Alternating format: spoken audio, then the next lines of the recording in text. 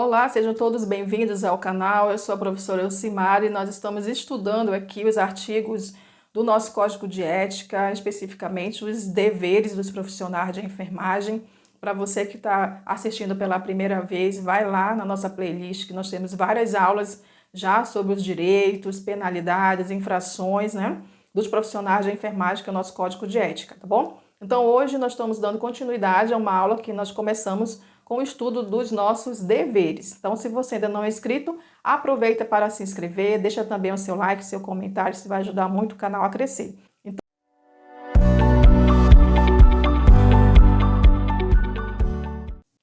artigo 43. Respeitar o pudor, a privacidade, a intimidade da pessoa em todo o seu ciclo vital e nas situações de morte e pós-morte. Nosso dever aqui é respeitar sempre a privacidade, a intimidade das pessoas, seja ela desde o nascimento até a morte, tá bom? Artigo 44. Prestar assistência de enfermagem em condições que ofereçam segurança, mesmo em caso de suspensão de atividades profissionais, decorrente de movimentos reivindicatórios da categoria. Então, olha só, lá no artigo dos direitos, a gente tem um artigo que trata que é nosso direito, participar dos movimentos reivindicatórios, dos movimentos de greve, tá?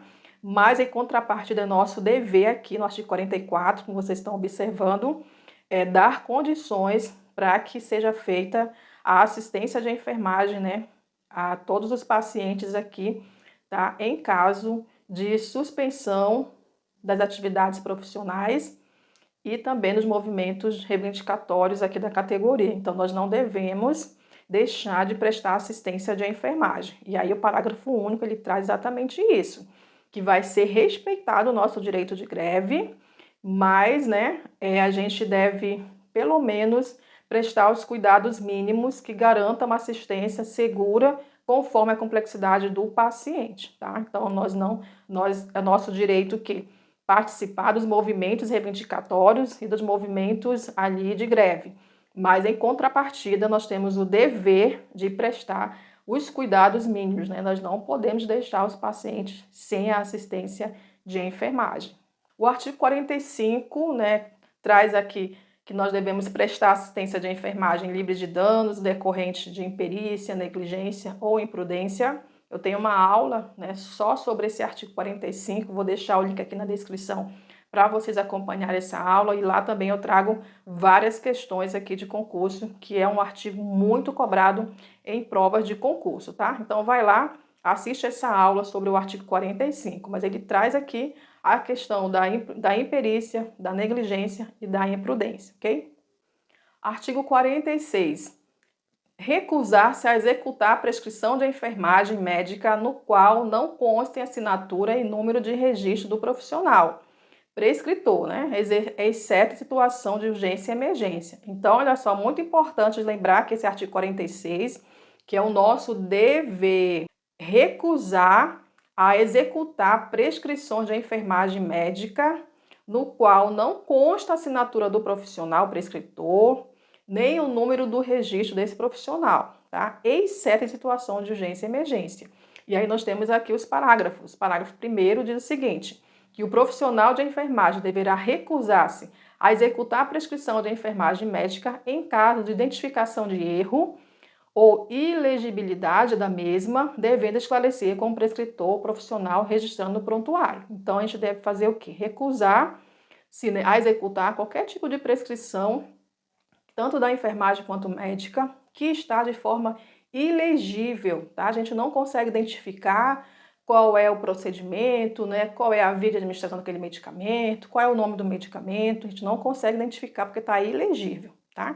Então, qual é a nossa função aqui? Qual é o nosso dever? Nós devemos o quê? Esclarecer isso junto ao prescritor, tá? E aí, registrar isso no prontuário, tá? Então, é importante, é um respaldo também legal para nós profissionais de enfermagem. Então, se tiver dúvida em relação a algum medicamento, via do medicamento, algum procedimento que foi prescrito pela enfermagem, com cuidado, ou do médico, é importante a gente esclarecer isso junto ao prescritor, tá bom? Sempre o quê? Registrar isso no prontuário. O parágrafo 2º. É vedado ao profissional de enfermagem o cumprimento de prescrição à distância, exceto em caso de urgência e emergência e regulação conforme resolução vigente. Então, não existe prescrição à distância, tá? Então, o profissional, ele é vedado, ele não pode aqui executar, cumprir aqui prescrições à distância, tá bom? Exceto em caso de urgência e emergência em alguma situação de regulação, tá bom? Então, fica muito claro aqui em relação à recusa aqui, né? A recusa de executar aqui prescrições tanto de enfermagem quanto médica. Artigo 47. Posicionar-se contra e denunciar aos órgãos competentes ações e procedimentos de membros da equipe de saúde quando houver risco de danos decorrentes de imperícia, negligência e imprudência ao paciente, visando a proteção da pessoa, família e da coletividade. Então, é nosso dever sempre aqui, tá, gente? Posicionar-se contra, não permitir, tá? Não fazer vista grossa quando a gente observar que existe um profissional de saúde que está executando ali um procedimento, né, que pode causar algum dano, né, a esse paciente em decorrência de imperícia, negligência ou imprudência desse profissional, tá bom? Então, o nosso dever aqui é o quê? Posicionar-se contra e denunciar os órgãos competentes. Artigo 48. Prestar assistência de enfermagem, promovendo a qualidade de vida à pessoa e família no processo de nascer, viver, morrer e luto, né? Então, a gente viu que a gente tem que manter a privacidade, né, a intimidade da pessoa em todo o seu ciclo vital. E aqui no artigo 48 a gente traz aqui a questão de promover a qualidade de vida em qualquer momento, né, da pessoa, da família e da coletividade, desde o nascimento até o morrer e o luto. Parágrafo único. Nos casos de doenças graves, incuráveis e terminais com riscos iminentes de morte, em consonância com a equipe multiprofissional, oferecer todos os cuidados paliativos disponíveis para assegurar o conforto físico, psíquico, respeitando a vontade da pessoa ou de seu representante legal, tá bom? Então, nosso dever aqui é prestar essa assistência de enfermagem, né, para promover a qualidade de vida, mesmo naqueles pacientes que estão em doenças graves, incuráveis ou na fase terminal. Artigo 49. Disponibilizar assistência de enfermagem à coletividade em caso de emergência, epidemia, catástrofes e desastres, sem pleitear vantagens pessoais quando convocado, tá? Então, nosso dever sempre que formos convocados em situações de emergência, de epidemia, a gente tem que estar sempre à disposição, né? Caso necessitem aqui da nossa assistência.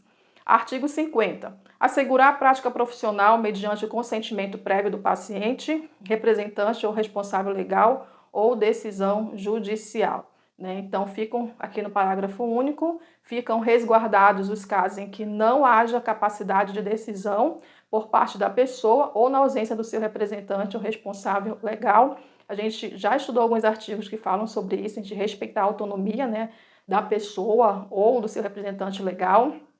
E aqui ele traz novamente o artigo 50, que nós devemos assegurar a nossa prática profissional mediante o consentimento prévio do paciente. Caso ele não possa fazer isso, que ele tenha o seu representante ou seu responsável legal, tá bom? Na ausência desses, né? Na ausência desses e que o paciente esteja incapacitado aqui de tomar uma decisão, a gente não vai deixar de prestar assistência a esses pacientes, caso ele não tenha ali, né, o seu representante legal ou ele esteja incapacitado de expressar a sua vontade de tomar a sua decisão, tá bom?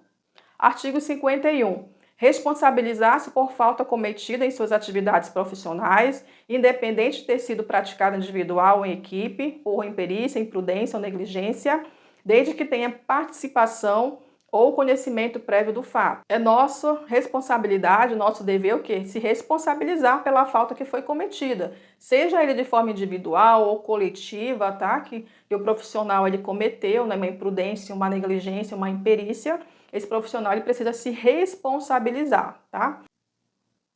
Parágrafo único. Quando a falta for praticada em equipe, a responsabilidade será atribuída na medida dos atos praticados individualmente. Então, cada um responde pelos seus atos praticados. O artigo 52, ele traz aqui a questão do sigilo profissional. Então, é nosso dever manter o sigilo sobre os fatos, né, que nós tenhamos conhecimento em razão da nossa profissão, da nossa atividade profissional, exceto nos casos previstos em lei, tá, ou determinação judicial, ou com o próprio consentimento aqui, né, da pessoa envolvida ou do seu representante legal, do seu responsável legal, tá bom? Então, outros casos a gente precisa manter aqui o sigilo.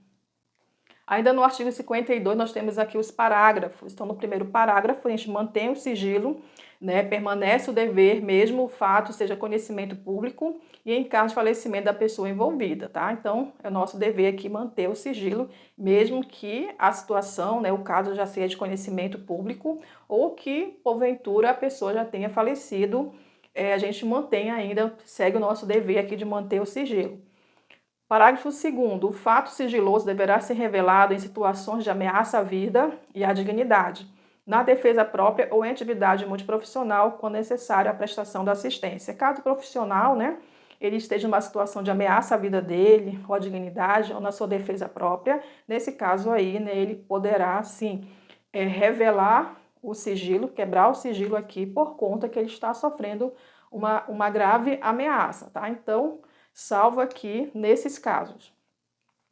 Parágrafo 3º. O profissional de enfermagem intimado como testemunha deverá comparecer perante a autoridade, se for o caso, declarar suas razões éticas para a manutenção do sigilo profissional também, né? Caso o profissional seja intimado aqui como testemunha, ele poderá expressar aqui, né, a sua decisão de falar ou não, porque nós vimos lá no direito que é nosso direito abster-se de revelar qualquer informações a respeito do nosso paciente. Caso o profissional seja intimado, ele precisa declarar suas razões éticas ali, né, para a manutenção do sigilo profissional. Ainda no artigo 52, parágrafo 4º, é obrigatória a comunicação externa para os órgãos de responsabilização criminal, independente de autorização, de casos de violência contra criança, adolescentes, idosos e pessoas incapacitadas ou sem condições de firmar consentimento. Então, a gente vai precisar, tá? É obrigação nossa comunicar, né, os órgãos externos aqui de responsabilização criminal, qualquer tipo de violência, tá? Seja com a criança, idoso, adolescente, tá? Portadores, né, de pessoas incapacitadas, a gente precisa aqui comunicar de forma externa os órgãos competentes, qualquer tipo de violência. Parágrafo 5º. A comunicação externa para os órgãos de responsabilização criminal, em caso de violência doméstica e familiar contra a mulher adulta e capaz, será devida, independente de autorização em caso de risco à comunidade ou à vítima, a juízo do profissional e com conhecimento prévio da vítima, tá?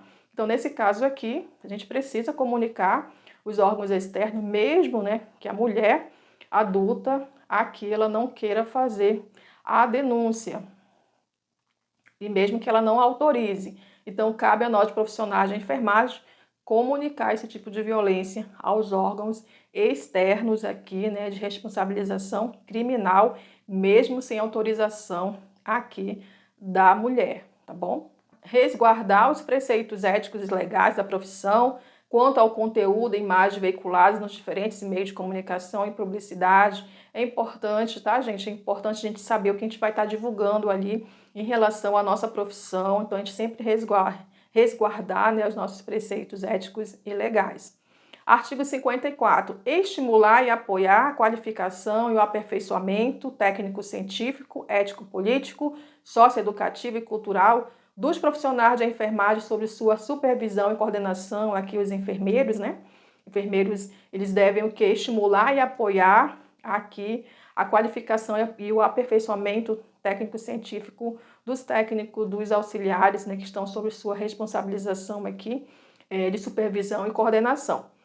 Artigo 55. Aprimorar os conhecimentos técnicos científicos, éticos, políticos, socioeducativos e culturais em benefício da pessoa, da família e da coletividade, o desenvolvimento da profissão, tá? Então, aqui nesse caso, né, nós temos o dever de aprimorar os nossos conhecimentos. Artigo 56. Estimular, apoiar, colaborar e promover o desenvolvimento de atividades de ensino, pesquisa, extensão, devidamente aprovados nas instâncias federativas. Artigo 57. Cumprir a legislação vigente para a pesquisa envolvendo seres humanos. Então, né, aqui os profissionais envolvidos em pesquisa sempre respeitar a legislação vigente quando se trata aqui de pesquisa com seres humanos. Artigo 58, respeitar os princípios éticos e os direitos autorais no processo de pesquisa em todas as etapas, né? Então, os profissionais que realizam pesquisas, então é importante a gente respeitar aqui os direitos autorais da pessoa, tá? Então, ele traz essa responsabilidade aqui também para os profissionais da enfermagem. Artigo 59, somente aceitar cargos ou atribuições quando se julgar técnica, científica e legalmente apto para desenvolvimento seguro para si e para outrem. Aqui cabe, né, a gente lembrar que a gente não deve, né, assumir, tá, ou realizar atribuições que não são de nossa competência técnica. Artigo 60, que é o nosso último artigo aqui do estudo dos nossos deveres. Respeitar no exercício da profissão a legislação vigente relativa à preservação do meio ambiente no gerenciamento dos resíduos e serviços de saúde, tá? Então, ter cuidado aqui, né, com todo o processo aqui de resíduos que são provenientes das nossas atividades, a responsabilidade também aqui da enfermagem, tá? Então, nós finalizamos hoje a nossa aula aqui sobre o estudo dos deveres e espero que vocês tenham gostado. Se você gostou, deixe o seu like, deixe o seu comentário e se ainda não é inscrito, aproveita para se inscrever que você vai estar ajudando a mostrar que esse conteúdo é um conteúdo de relevância para os profissionais de enfermagem, para os profissionais da saúde de um modo geral. Então, aguardo vocês na nossa próxima aula.